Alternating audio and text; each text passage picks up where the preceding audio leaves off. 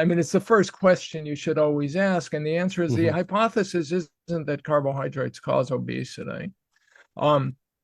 The hypothesis is that the addition of refined carbohydrates and sugars, fructose-containing carbs, when added to a population's diet, will cause that population to experience an obesity epidemic. It'll basically predispose the individuals in it to then being susceptible to this carbohydrate insulin model. This is not spelled out in our papers, and it should be. And I often argue with my co-authors that we have to be more specific here. So the idea is you add refined carbs and sugars, and I actually think the sugars are probably the critical element. Again, if you believe in the seed oil hypothesis, you might argue that seed oils are the critical element.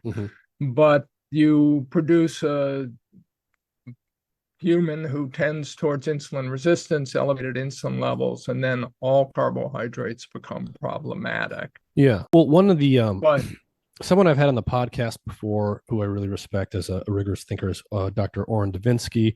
And he wrote a nice little commentary on a paper to do with the carb insulin model. And the gist of it, at least part of it, is that it should really be called the refined carbohydrate insulin model, because certain refined carbohydrates are much more potent at driving insulin than other types of carbohydrates.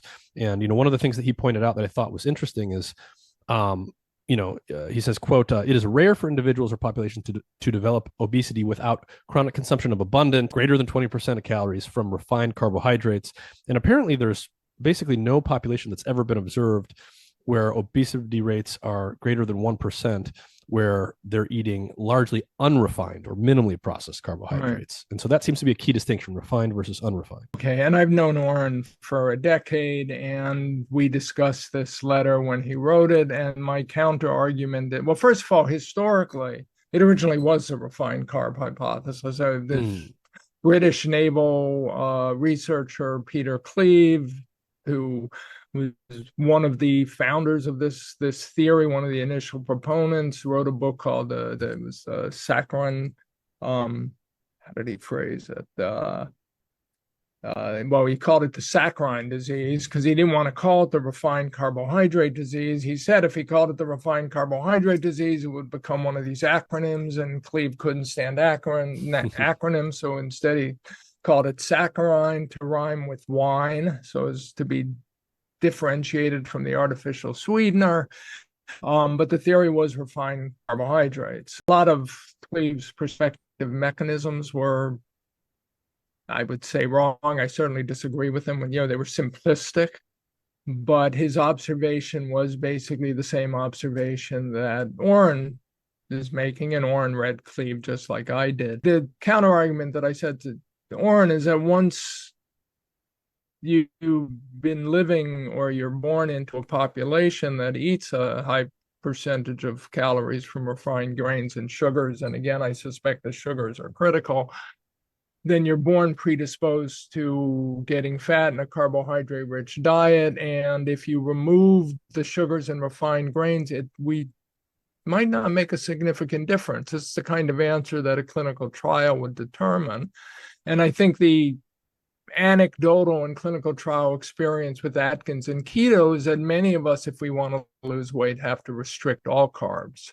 It's insufficient once you're on this spectrum towards obesity, overweight, diabetes, pre-diabetes, to think that you can put it into remission or reverse it by merely improving the quality of carbs. Possible. But I don't see significant evidence for that. So ultimately, depending on the individual, if you're talking about a member of a traditional culture in Africa or Southeast Asia that was born into a population eating a unrefined whole carb diet, we'll call it, then they're fine. They could eat all the carbs they want. The argument would be lean people can eat all the carbs they want.